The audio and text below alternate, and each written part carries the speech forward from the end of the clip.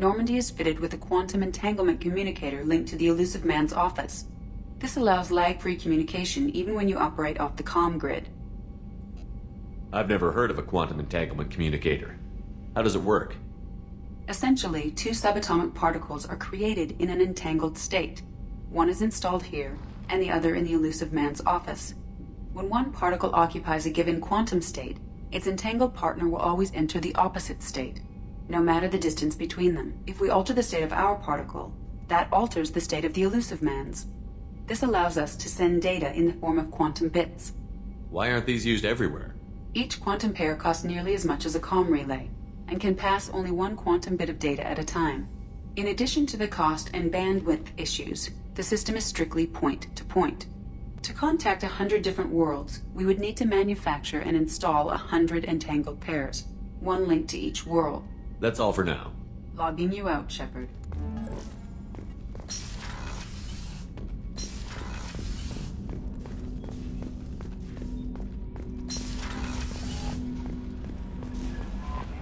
Commander, you've received a new message at your private terminal.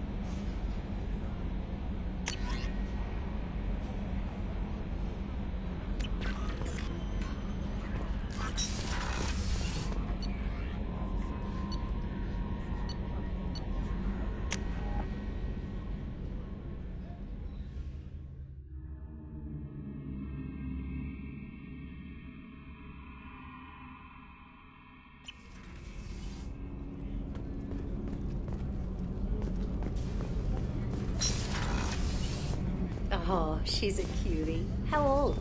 She'll be a year old next month. Oh, you'll miss her first birthday. Well, my family lives in New Canton. Oh, that colony's on the edge of the frontier. Could be vulnerable to collector attack, couldn't it? Exactly.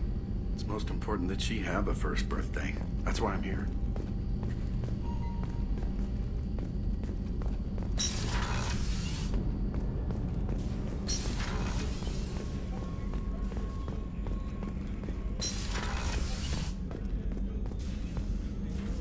Commander Shepard, I watched the Normandy crumble with you on board. It's good to see you alive. I'm shocked. You're serving on a Cerberus vessel now? Surprising, even to me. Yet, here I am. The kind of trauma you endured would have changed most people. But not you, I see. Welcome back, Shepard. Doctor, you've been with the Alliance for years. Why leave now? After the Normandy was lost, the surviving crew was reassigned. I was stationed at the Mars Naval Medical Center, A very respectable position, but it wasn't on a starship. Do you have everything you need? I believe so. This medical bay seems very much like the sick bay on the original Normandy. Only thing missing are my private reserves. I even had a bottle of Ceres Ice brandy that I was saving for a special occasion. I'll keep an eye out for a replacement bottle. Oh, you needn't.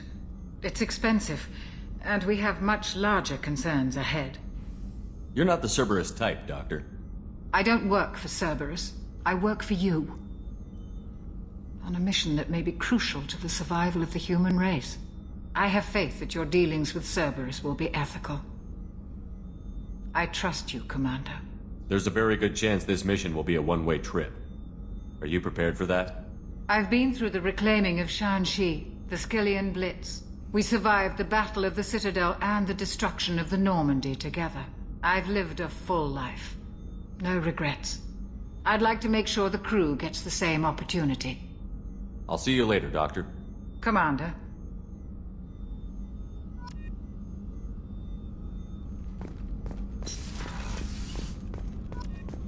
Chef surprise again? Come on, Rupert.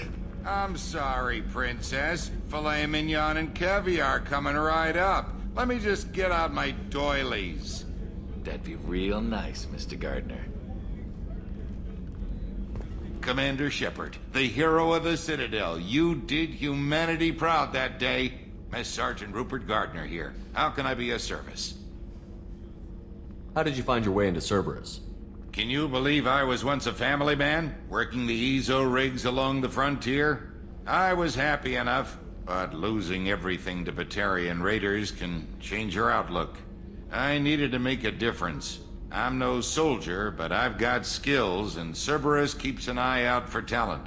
I'll do whatever it takes to help, be that plumbing a sewer, routing an air duct, or keeping everyone's bellies full.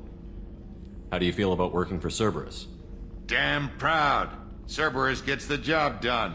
The Alliance and Council have got their heads buried so deep up their butt puckers they can't see squat. It'll take good old human ingenuity to crush these collector vermin. Only Cerberus knows that. What do you do here on the Normandy? What don't I do? Most think of me as the ship's cook, but I'm also the facilities technician and custodian. HVAC, plumbing, non-mission critical electrical. I make sure they're all clean and running. So the man cleaning the toilets is also preparing the meals. I wash my hands. Most of the time. This ain't no luxury liner. You have to pull your own weight in a Cerberus vessel, and I catch what falls through the cracks. Through the cracks. Do you have everything you need? I make do. But have you ever tried to prepare a decent meal with military provisions? I'm good, but I'm no miracle worker. Taking down the collectors is going to be rough business. The crew deserves a few fine meals before they throw themselves into the fire. What do you need? If I had some quality ingredients... Oh, shit. You've got more to worry about than grocery shopping on the Citadel. Forget I mentioned it. If I head that way, I'll keep an eye out. Much appreciated. Most of this list is probably standard fare for those namby-pambies on the Citadel. Anything else you'd like to talk about? I won't take any more of your time. Back to work.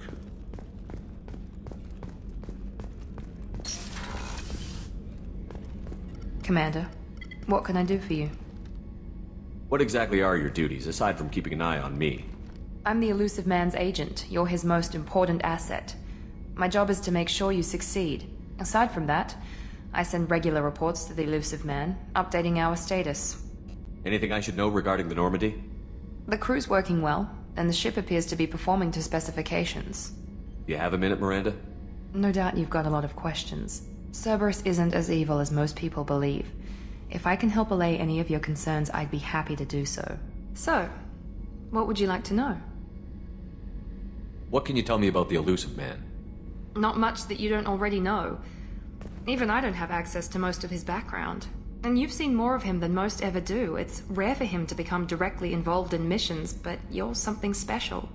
Whatever else people might say about him, I can assure you he's got humanity's best interests at heart. That includes you and me. How can you be sure of that if you know so little about him? I didn't get to where I am without knowing how to gauge people's motives and ambitions, even from brief encounters. He's no saint, and he'd be the first to admit it. But he is committed. Humanity couldn't have a better advocate. What kind of resources does Cerberus have? We're very well funded, though I doubt anyone other than the elusive man knows exactly how well.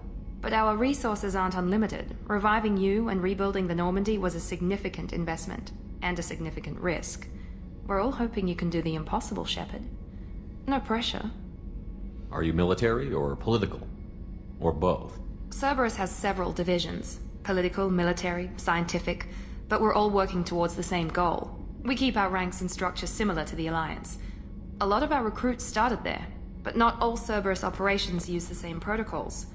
We try not to get bogged down in bureaucracy or formality. I know what we're doing here, but what's Cerberus's long-term goal? The advancement of the human race. Nothing more, nothing less. The Solarians have the Special Tasks Group. The Asari have their legendary commandos for stealth and recon operations. Cerberus is humanity's answer to those organizations. But those organizations are regulated by governments. Who keeps Cerberus in check? Nobody. We're privately funded, and our backers trust the elusive man to make the right decisions. But he's very clear about our goals. Protect humanity and serve its advancement. Tell me about yourself, Miranda. Oh, I guess that's fair. I've spent the last 2 years learning everything there is to know about you. Well, you should probably know that I've had extensive genetic modification. Not my decision, but I make the most of it. It's one of the reasons the elusive man handpicked me. I'm very good at just about anything I choose to do. What level of genetic modification are we talking about? That's very thorough. Physically, I'm superior in many ways. I heal quickly, and I'll likely live half again as long as the average human. My biotic abilities are also very advanced. For a human. Add to that some of the best training and education money can buy, and, well, it's pretty impressive, really. Sounds like you were designed to be perfect. Maybe, but I'm not. I'm still human, Shepard. I make mistakes like everyone else. And when I do, the consequences are severe. Everyone expects a lot from someone with my abilities. You certainly don't lack for confidence. It's just a fact. My reflexes, my strength, even my looks, they're all designed to give me an edge. No point in hiding from it. It's the reason I'm trusted to oversee the most dangerous, risky, and technically demanding operations Cerberus undertakes. And it's why I was assigned to you. It's my job to make sure you succeed, Shepard. Thanks for the information, Miranda. I'll talk to you later. Of course, Commander. Whatever you need.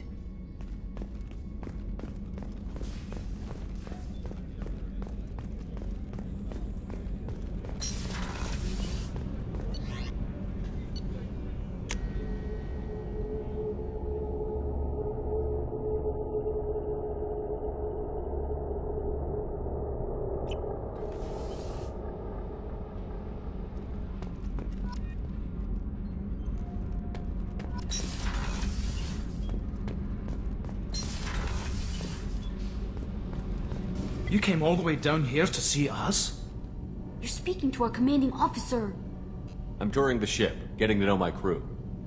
I'm Engineer Ken Donnelly, handling the power control systems. This is Gabby. That's Engineer Gabriella Daniels, actually. I'm responsible for the propulsion systems. What can we do for you, Commander? What do you think about Cerberus? Actually, we don't know much about the organization other than the Normandy team. We know our mission and who's in charge. We're off to kick the collectors right in their daddy bags. That's enough for me. How did you end up with Cerberus, Gabby? Kenneth and I have been partners in crime since we graduated from Tech Academy. When he got the Cerberus offer, I insisted that it include me. He'd fall apart without me. Thanks, Mum. Also, I love engines, and the Normandy is state-of-the-art. When I got the opportunity to work on her, I had to jump. So how did you get an offer to join Cerberus, Ken? Once you were gone, the Alliance brass descended like vultures, tearing apart everything you'd said. I was very public with my defense for you. I didn't hold back. That's an understatement. If Kenneth wasn't such a talented engineer, they'd have court-martialed him for insubordination. But it got me